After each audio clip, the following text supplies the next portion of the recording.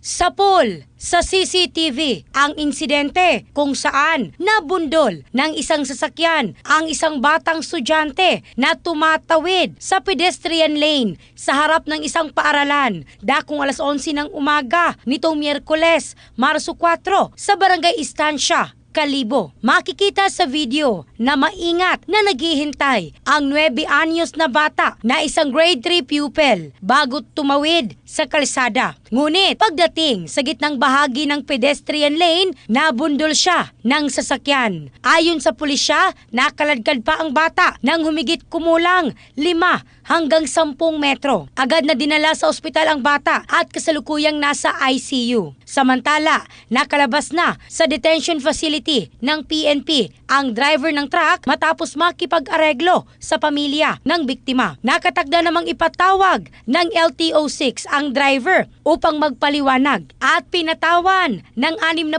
araw na preventive suspension sa kanyang driver's license. In the heart of changing lives, ako si Michelle Craste ng Brigada News Philippines, the Music and News Authority.